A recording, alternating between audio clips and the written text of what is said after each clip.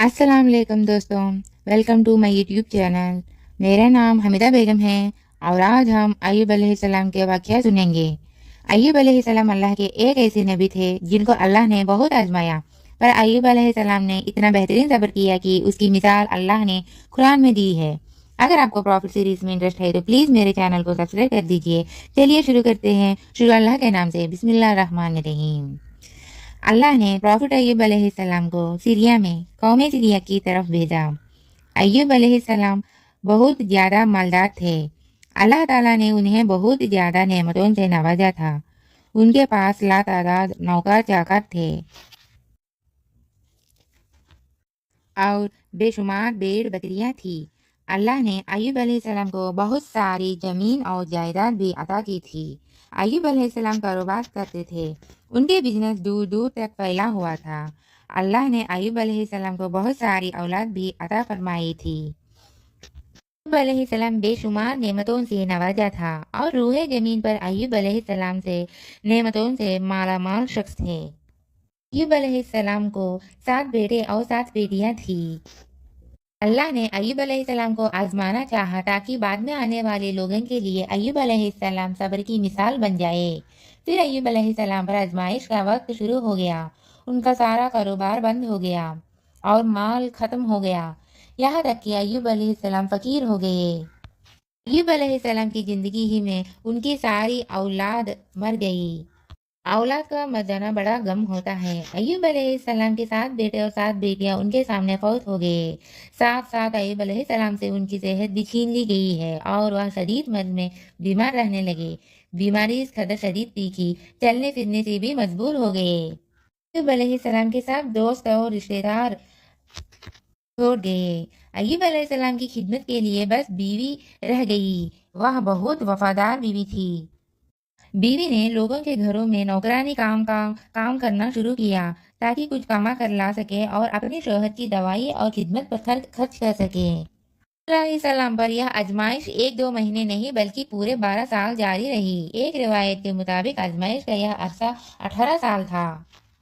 उन्होंने कभी किसी से शिकवा तक नहीं किया। साल दर साल ऐसे ही गुजरते रहे।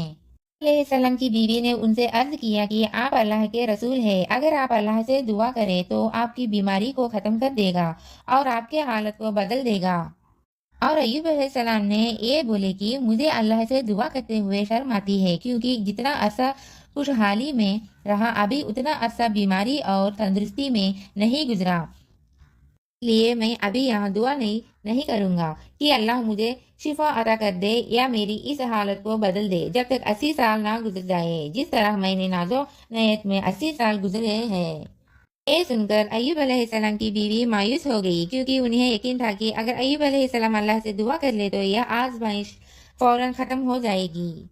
नौबत यहाँ तक आ गई थी कि लोगों ने अय्यूब अलैहिस्सलाम की बीवी को काम देना से इनकार करना शुरू कर दिया, इससे कि नहीं कहीं अय्यूब अलैहिस्सलाम की बीमारी उनकी बीवी के जरिए उन लोगों के भी ना लग जाए। हालत इतने खराब थे कि उनके घर में खर्च करने के लिए अय्यूब अलैहिस्सलाम की बीवी ने अपना बाल काट कर बेचने पड़े। यह देखकर अय्यूब अलैहिस्सलाम को बहुत ज़्यादा तकलीफ हुई और उन्होंने अल्लाह से दुआ किया कि अल्लाह मुझे बीमारी लगी है और तुम रहम करने वालों में से ज़्यादा रहम करने वाला है।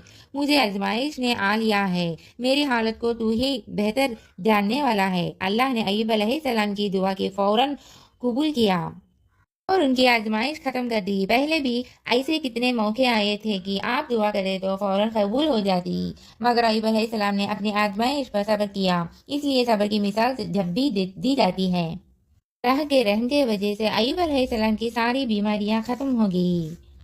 अय्यूब अलैहिस्सलाम को गुस्ल करने के दौरान ही नवाजा लगा। अय्यूब अलैहिस्सलाम ने उन सोने की टिड्डियों को अपने कपड़े से जमा करना शुरू कर दिया। इस पर अल्लाह ने फरमाया, ए अय्यूब, क्या मैंने तुम्हें मालदार नहीं बना दिया और इस नए नाजिल होने वाले माल से बेपरवाह नहीं कर दिया। अय्यूब अलैहिस्सलाम ने अर्ज किया, जी जी हाँ मेरे परिवार परवरदिगार, लेकिन मैं आपकी रहमत और बरकत में से तो बेपरवाह नहीं हो सकता। अल्लाह ने अय्यूब अलैहिस्सलाम की जवानी और सेहत वापस कर दी, माल और दौलत वापस कर दिया। अल्लाह जिसे चाहे उसे आजमाता है और जिसे चाहे उसे नवाजाता है। और अगर अल्लाह ہم سے کچھ لے لے تو اس سے بہتر عطا کرتا ہے۔ اللہ نے قرآن کو ایوب علیہ السلام کی تعریف کی ہے اور ان کی زندگی میں صبر کرنے کے والوں کے لیے مثال بنایا ہے۔ آزمائش ہر کسی کی زندگی میں آتی ہے، پر اللہ نے دیکھنا چاہتا ہے کہ مشکل وقت میں ہمارا کیا رویہ ہوتا ہے اور ہمارا ایمان کتنا مضبوط ہوتا ہے۔ اس لیے ہماری زندگی میں جب بھی مشکل آئے تو ہمیں صبر کرنا چاہیے اور ہر حال میں اللہ کا شکر ادا کرنا چاہیے۔ تو یہ تھا ایوب علیہ السلام کی واقعہ۔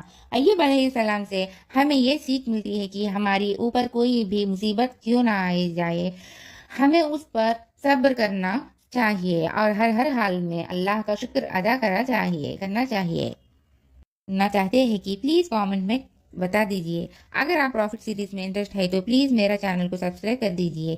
دس از می حمیدہ بیگم۔ اللہ حافظ۔